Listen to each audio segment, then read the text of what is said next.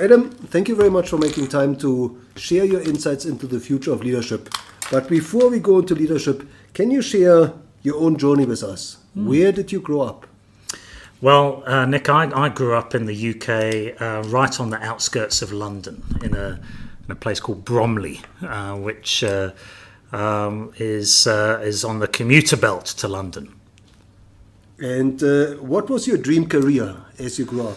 My dream career was I wanted to be a fighter pilot. And I'm not sure why that was, but I had this very romantic view of what a great career would be, and I quite fancied being an RAF pilot. And so where did your career take you? In a completely different direction. I didn't get remotely close to becoming a fighter pilot. My younger years didn't get off to a great start. My father passed away when I was 8 years old, and my mother passed away when I was 17.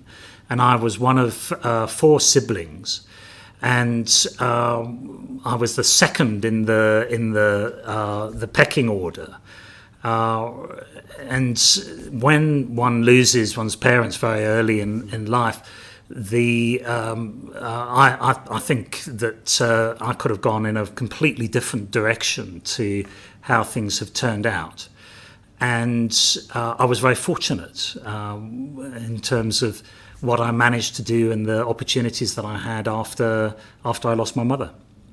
So which opportunities did open up? Well, my mother passed away when I was just about 6 months before I did my A-levels at school, or my matric as it would have been in South Africa. And we weren't particularly, in fact, we weren't at all a wealthy family. We were a middle-class family, and I wanted to go to university. Nobody in my family had ever gone to university. And I was very lucky that a company called British Gas, which in the UK was a great big parastatal, that offered a sponsorship program for young people to get into university. And I applied, I was successful, and they gave me a break.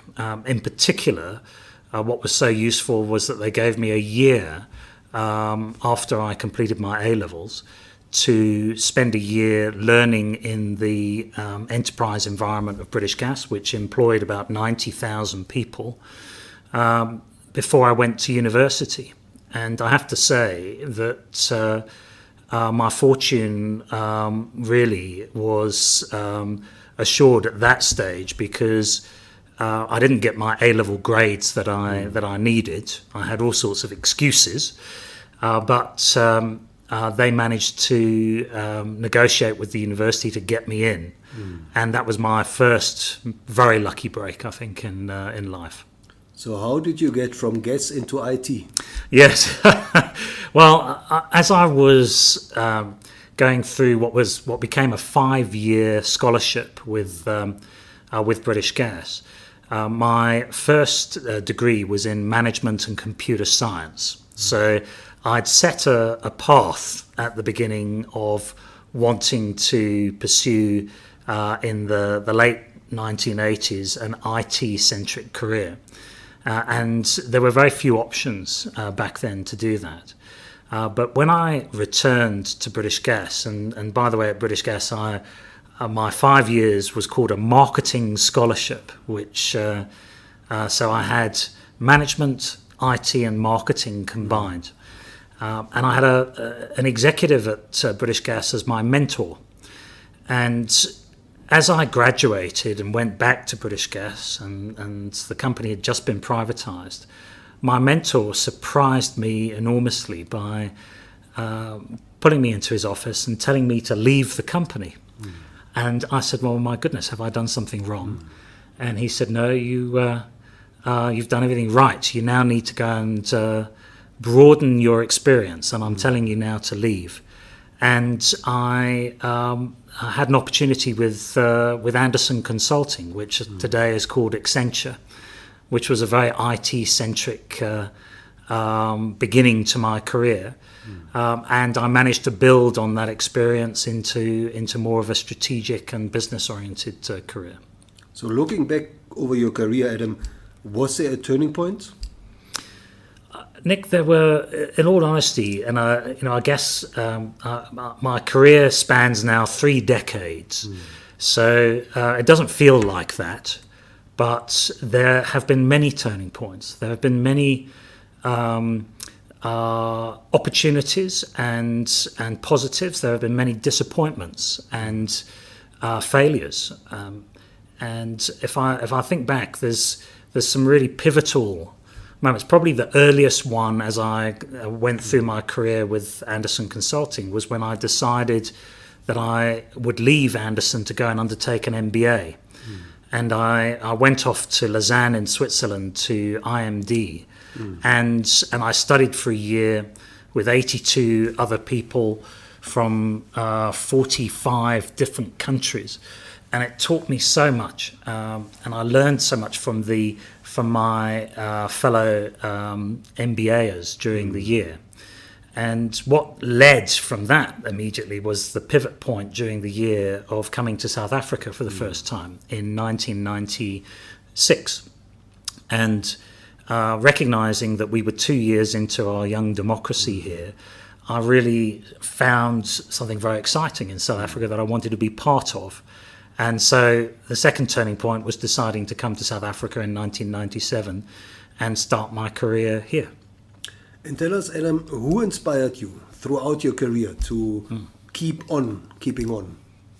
Well, if I think back, there's been many inspirational people.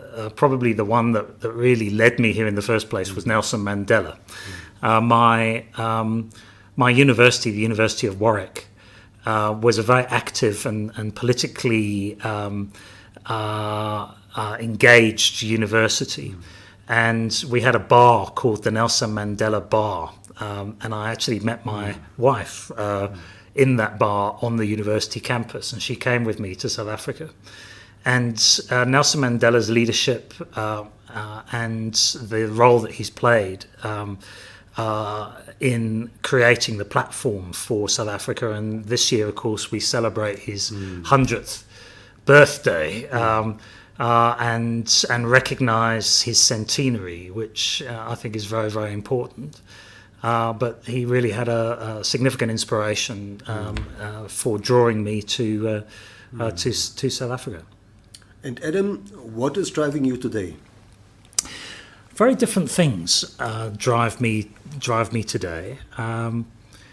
I have two children, two teenage children of 17 and 15, and family is a very important part of my life. But if my family were here, they would tell you otherwise, that my work and my time at IQbusiness over the last 9 years is what really drives me forward. And at IQbusiness, there are 700 family members that are here, and we have a very clear purpose and a role to play in creating an impact in the societies that we work in the clients that we engage with.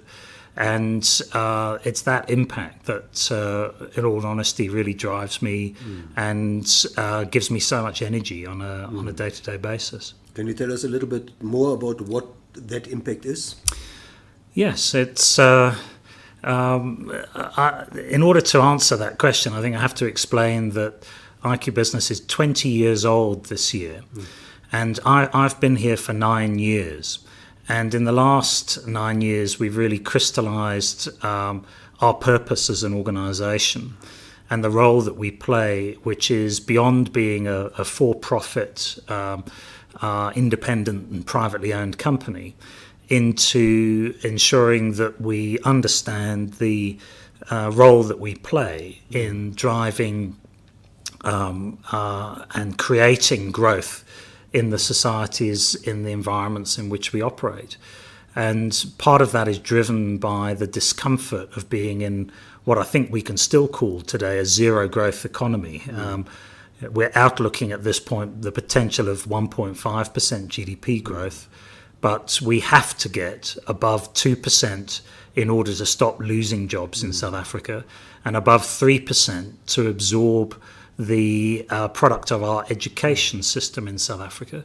And so the impact that we want to have is to stimulate growth in our economy and to ensure that there is a future for the young people in South Africa and for the more experienced people in South Africa, for that matter, because if we don't get our growth rate up, then there is no future.